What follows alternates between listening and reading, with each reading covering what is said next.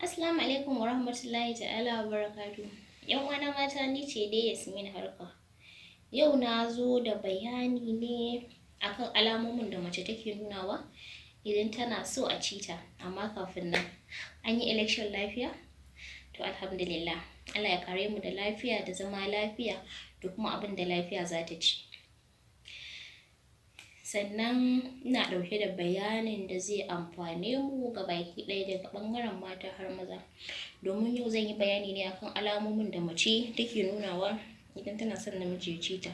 Na wani namijin ma za ga matar shi tana buƙatar shi, amma ba za ta iya buɗe baki ta gaya mai ba. Ta nuna alamomi shi kuma ba zai iya ganewa ba. Ta nuna alamomi shi kuma ba zai iya ganewa ba. Mace idan tana da buƙatar ka ci ta, na farko za ta dinga yawaita wawan zama a gabanka, za ta yawaita buɗe maka gindinta kana kallo. Wata kuma za ka ga tana yawaita miƙa a gabanka. Wata kuma za ka ga tana yawan ranar idan tana da buƙata, wata za ka ga ranar faranta maka ran da za ta yi daban ne. Misali idan abinci ne tana buƙatar yau da daddare ka kwanan kana cin ta, za ta maka abincin da ya fi kowanne daɗi. Idan ka dawo ranar sannu da zuwa oyoyo da sauransu, ranar din na daban ne, sai ya fifita da na sauran ranakun. Sannan kuma still idan mace tana son ka ci ta, wata za ka ga tana yawan tattaɓa ka, tana yawan motsa maka sha'awa, ko da ba za ta buɗe baki ta ci mai gida ya kamata ka ci ni ba, za ka ga tana yawan wasa da kai, ta taɓa nan ta taɓa nan. Inda dai ta san dai tabbas za ka sa sha'awa a ranka, za ka ji feeling ɗinta a ranka.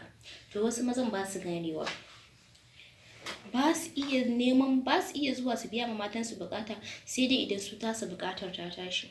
To wannan ba wai burgewa bare, ba kuma wayewa bane. Zamana kai bukatar ka ce kadai bukata, ta matar ka ba bukata bane. Dan Allah maza, idan ku ga matan ku suna nuna muku alamu na ku ci su, ku zage ku jajirce ku tuɓa wando ku musu abin da ya kamata. Ba wai ku zauna kuna cewa au ni ma idan na neme ki aiki na min yanga, to ni ma yau tunda kina da bukata ai ba zan miki abin da kike so ba. Hakin ta fana kanka, in baka mata ba waye zai mata? Kana son ta nemi wani a waje ne? Kai ya kamata ko menene ka jajirce, ka zama jarumi, ka zama gwarzo a cikin gidanka. Matarka da ta nuna maka alamun ka ci ta, ka biya mata bukatar ta, yi mata dukkan abin da ya kamata. Misali, wanda za ka ga idan ranar tana da bukatar ka, za ta je ta yi wanka, kwalliya, ranar za a maka kwalliya ta ɗaukar hankali. Kai kuma sai ka ce oho yan rainin wayo, bari in yi maganin ki, ba zan ci ba. To hakan bai kamata ba. Da ta nuna maka alama, ba wai sai ta bayyana maka duka alamomin ba. Wata mace mai kunya ne, ba ta iya fara bayyana ma mijinta bukatar ta har sai shi ya neme ta. Wata kuma ko da tana sha'awar ka matuƙa, ba za ta taɓa nuna maka ba, ba za ka taɓa ganin alama ba. Wa ita nan ga mai aji, za ta ce bari in daure, ba zan nuna mai ba kuma ba zan neme shi ba har shi sai ya neme ni. To duk wannan bai kamata ba. Zaman aure fa kuke yi, kuma wannan abin sunna ne matuƙa. Idan har kika nuna mai alamu, idan kika ga bai gane ba, kice mai gida yau ba ina da buƙatar ka, ina son ka ci ni. Ai babu kunya a zaman aure, zancen kunya ya ƙare. Tunda zaki tuɓe a gaban shi, babu abin da ya rage, babu abin da bai sani ba a jikinki. To me abin kunya? Buɗe baki kice mai gida yau ba ina son ka ci ni. Ba wai ki tsaya kina kunya kina cutar da kanki ba.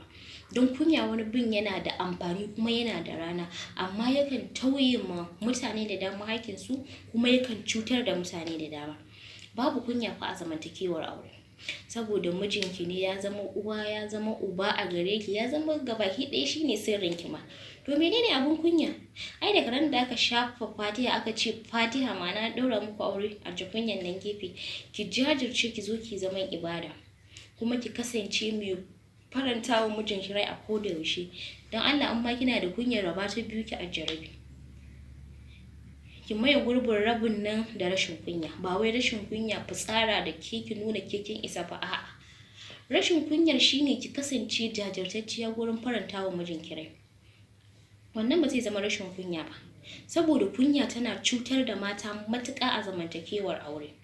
Amma idan kika jajirce, kika kasance mai nan da miji, mai riri ta miji, mai bayyana mai ke ina son ka min kaza, za ki ga musamman matan yanzu, idan ke kina da kunya ta gida, za ki ga budurwa waje ba kunya gare ta ba. Wata za ki ga saurayi ne ma zai zo gurin ta ce gaskiya yau ina son ka min kiss, gaskiya yau ina son ka rungume ni. To dan me ke da mijinki na sunna ba za ki mai irin wa'innan ba?